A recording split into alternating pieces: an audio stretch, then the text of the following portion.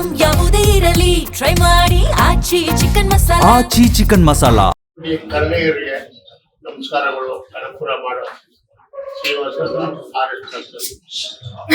ನಾನು ಕೆಲವು ಕಾಟನ್ಪೇಟೆ ಕೇಳಿದ್ದೀನಿ.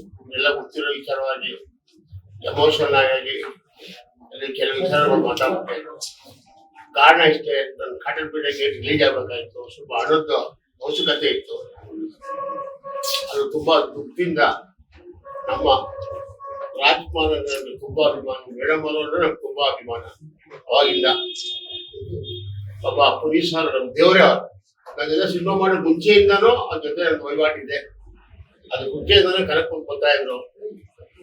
ಏನೋ ಮೊನ್ನೆ ಕಾಟನ್ಪೇಟೆ ಗೇಟಲ್ಲಿ ಒಂದು ಮಯೂರ ಅಂತ ಪಿಕ್ಚರ್ ಓಪನ್ ಮಾಡಿದ್ದೆ. ಅದು ಸಿನಿಮಾ ಆಗಿಲ್ಲ ಕಾರಣದಿಂದ. ದೇವ್ರನ್ನ ನನ್ನ ದುಡ್ಗೋಸ್ಕರ ತಗೊಂಡ್ಬಿಟ್ರೆ ಅಂತ ಹೇಳಿದೆ. ದಯವಿಟ್ಟು ನೀವು ಹೇಳ್ಕೊಟ್ಟಿದ್ದ ಸಂಶಯ ಮಾತನ್ನ ಇವತ್ತು ವಾಪಸ್ ತಗೋತಾ ಇದ್ದೀನಿ. ದೇವರಾಗಿ ಬೇರೆ ದೇವರಾಗಿ ಇರ್ತಾರೆ ಅನ್ಕೊಂಡಿದ್ದೀನಿ. ಹಂಗೆ ಇರ್ಲಿ ಅಂತ ಈ ಸಂದರ್ಭದಲ್ಲಿ ಹೇಳ್ತಾ ಇದ್ದೀನಿ.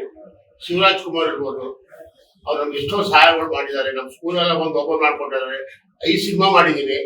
ಅವ್ರು ಯಾವಾಗ ಅವ್ರ ಉಪಕಾರ ಗೀತಮ್ಮ ಅವ್ರದ್ದು ಇರ್ಬೋದು, ಅವ್ರು ಇರ್ಬೋದು, ಅವ್ರ ಉಪಕಾರ ನಾವು ಯಾವಾಗೂ ಮರೆಯೋಂಗಿಲ್ಲ. ಏನೋ ಸಂದರ್ಭದಲ್ಲಿ ಏನೋ ಸಣ್ಣ ಪಣ್ಣ ಮಾತು ಏನಾರ, ನಾನು ಎಜುಕೇಟೆಡ್, ನಿಮ್ಗೆಲ್ಲ ಗೊತ್ತು, ನಾನು ಓದಿಲ್ಲ.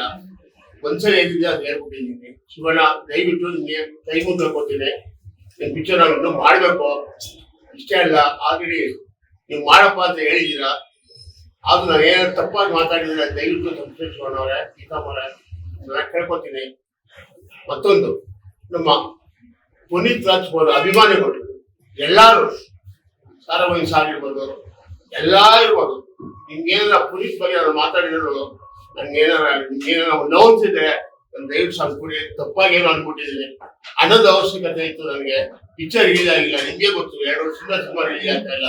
ಹಣ ಥಿಯೇಟರ್ ಎಲ್ಲ ಅಡ್ವಾನ್ಸ್ ಕೊಟ್ಟರೆ ಸಿನಿಮಾ ಆಗ್ತೀನಿ ಅಂತವ್ರೆ. ಅದು ಆರ್ಟಿಸ್ಟ್ ಯಾರಿಲ್ಲ. ಆ ಇಷ್ಟದಿಂದ ಸಿನಿಮಾ ರಿಲೀಸ್ ಆಗಲಿ ಅಂತ ದುಃಖದಲ್ಲಿ ಹೇಳಿದ್ದೀನಿ. ಅದ್ ಬಿಟ್ಟರೆ ಬೇರೆ ಇನ್ನೇನೂ ಇಲ್ಲ, ಇದೊಂದೂ ಇಲ್ಲ. ಪಿಕ್ಚರ್ ರಿಲೀಸ್ ಆಗುತ್ತೆ. ದರ್ಶನ್ ನಮ್ಮ ಹೇಳ್ಬೇಕು ಮಾಸ್ ಹೀರೋ. ನಾನು ಫಸ್ಟ್ ಅವ್ರಿಗೆ ಜೊತೆಲಿ ಕುತ್ಕೊಂಡು ಹೊಸ ಗಟ್ಟೆ ನಾವು ಮಾಡಿರೋದು.